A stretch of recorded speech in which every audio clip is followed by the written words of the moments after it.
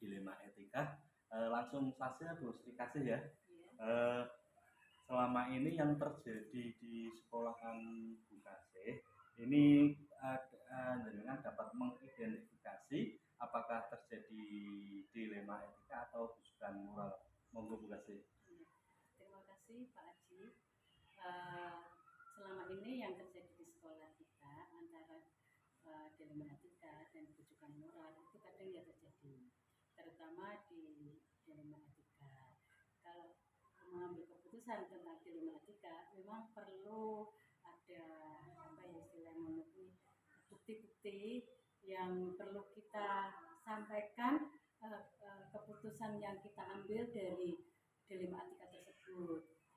Karena kita mengambil keputusan itu kan lebih baiknya bisa bermanfaat bagi semuanya, dan hasil keputusan itu juga fleksibel. Hasilnya memang benar-benar kalau yang ada di sekolah kita seringnya ya dilema etika untuk peserta didik, ada tenaga pendidiknya. Tapi selama ini alhamdulillah dari semua dilema etika yang sudah dilaksanakan bisa ditangani dengan bersama-sama, karena dari hasil dari keputusan yang kita ambil itu sudah ada bukti-bukti yang bisa menguatkan bahwa itu keputusan yang sudah diambil itu sudah benar.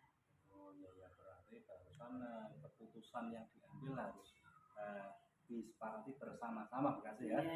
Untuk selanjutnya Bu Kasih dalam menjalankan dalam mengambil keputusan itu, terutama untuk kasus-kasus yang penting, yang kasus-kasus di mana ada dua kepentingan sama-sama benar, sama-sama mengandung dilema etika. Bagaimana menjalankannya selama ini Bu Kasih? Menjalankannya selama ini ya seperti yang tadi saya sampaikan, ya fleksibel, di mana terjadi dilema etika, kita harus mengambil langkah-langkah yang benar-benar langkah itu benar-benar tidak merugikan salah satu pihak. Jadi apa yang sudah kita putuskan bersama itu bisa diterima dengan lapang dada, intinya seperti itu. Oh ya. Berikutnya Bu Kasih biasanya ada langkah-langkah atau prosedur yang dilakukan selama ini untuk mengambil keputusan itu Bu Kasih? Ya. Kalau masalah itu tidak terjadi, karena kejadian seperti itu kan terjadi kadang tiba-tiba.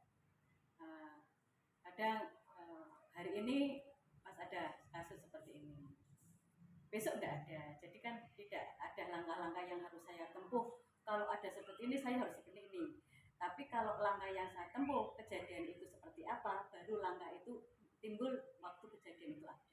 Oh ya, berarti menyesuaikan Bu Kasih ya. Oh ya. Terus hal-hal apa saja yang selama ini efektif Bu Kasih dalam mengambil keputusan tersebut yang efektif? Menurut saya hal-hal yang saya ambil yang efektif dari langkah-langkah pengambilan keputusan, saya biasanya bekerja sama dengan tenaga pendidik yang bisa dimintai pemikiran atau saran-saran yang membangun untuk menangani kasus-kasus tersebut. Di sini kan seorang pendidik pun kan bisa kita mintai bantuan untuk menyelesaikan masalah. Apabila dari salah satu pihak itu tidak bisa menyelesaikan, kita bisa minta bantuan kepada yang lain, yang mana kalau yang lain itu bisa memberikan masukan-masukan yang baik, bisa memberikan bantuan yang mengarah pada kebenaran, itu yang saya ambil. Oh ya. Terus tantangannya apa ini Bu Kasih dalam mengambil keputusan tersebut, terutama keputusan-keputusan yang mengandung kasus dilema etika? Menurut saya tantangannya nggak terlalu urgent, karena kalau di SD terutama masa di SD ini kan lingkupnya kan masih anak-anak, jadi bisa diselesaikan dengan cara kekeluargaan. Misalkan orang tuanya tidak menghendaki seperti ini, orang tua bisa kita panggil, nanti kita bisa apa ya intinya berembuk lah untuk menyelesaikan permasalahan itu bersama-sama. Oh ya.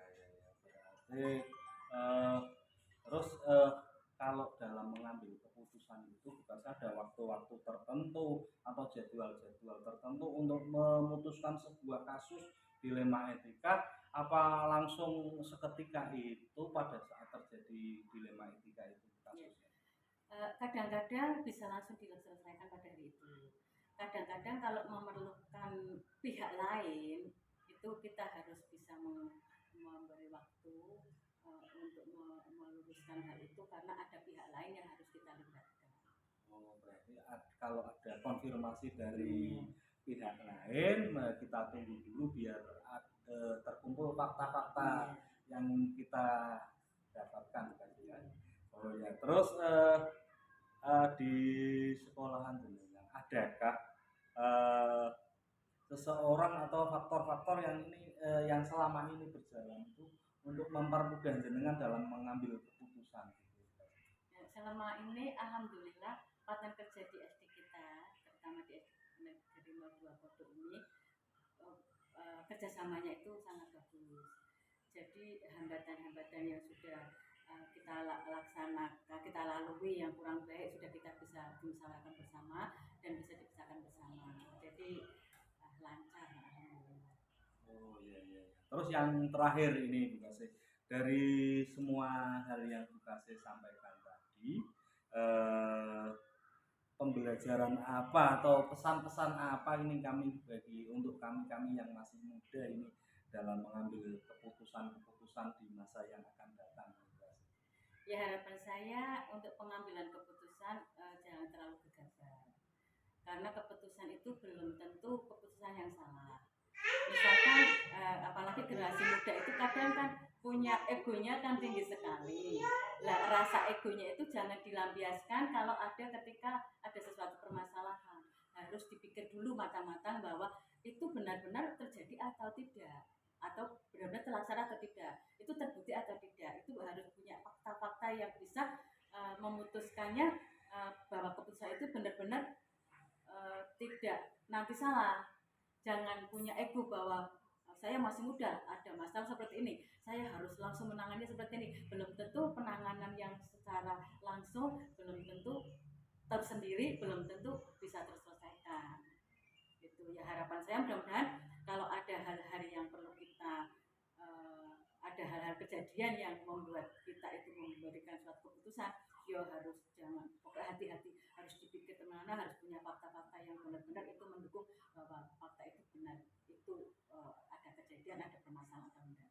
Oh iya ya, berarti intinya kalau mengambil keputusan itu jangan gegabah dulu, jangan terburu-buru gitu berarti ya. Oh iya ya, luar biasa sekali. Kalau begitu saya sudahi dulu. Terima kasih Bu Kasih. Demikian wawancara saya dengan Ibu Sri Kasih, Kepala Sekolah dari SDN 02 Podo, tempat saya bekerja juga. Sekian dulu. Wassalamualaikum warahmatullahi wabarakatuh.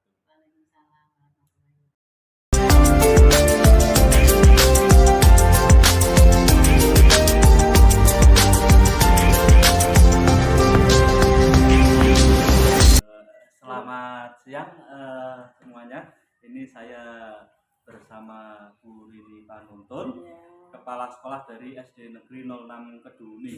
Hari ini saya akan mewawancarai dalam rangka menyelesaikan tugas CGP yang akan saya wawancarai. Bu Rini bisa langsung dimulai Bu Rini ya.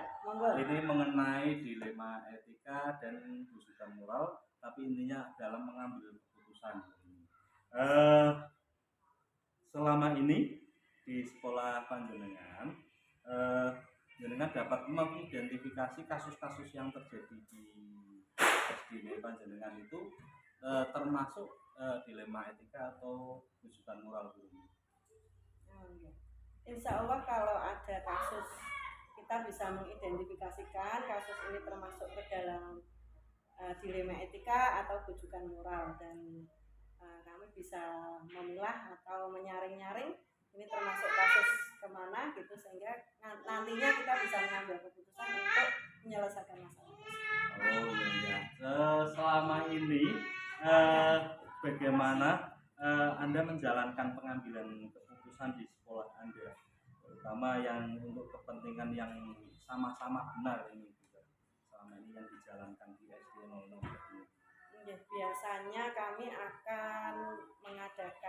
diskusi, semacam diskusi bersama seluruh dewan guru. Kadang juga kita libatkan di dalamnya ada tenaga PTK juga, karena tergantung kasusnya, kasus yang akan kita tentukan untuk pengambilan keputusannya itu seperti apa. Jadi dalam forum diskusi. Berarti intinya dimusyawarahkan Di rapat dewan guru-guru. Iya, tergantung kasusnya. Kalau ringan saja bisa langsung diambil keputusan ya langsung. Oh iya ya. Terus berikutnya langkah-langkah prosedur seperti apa yang selama ini Bu Rini lakukan untuk mengambil keputusan itu? Oke, pertama tadi ya lihat kasusnya dulu, kemudian kita musyawarah bersama dalam forum seperti diskusi tadi. Kemudian saya sampaikan, saya utarakan kasusnya seperti apa. Kemudian semua guru memberikan masukan seperti itu. Nah, nanti dari masukan itu bisa kita ambil kesimpulannya dari situ Pak. Oh iya iya iya. Terus hal-hal apa saja yang selama ini Bu Rini anggap efektif dalam mengambil keputusan itu?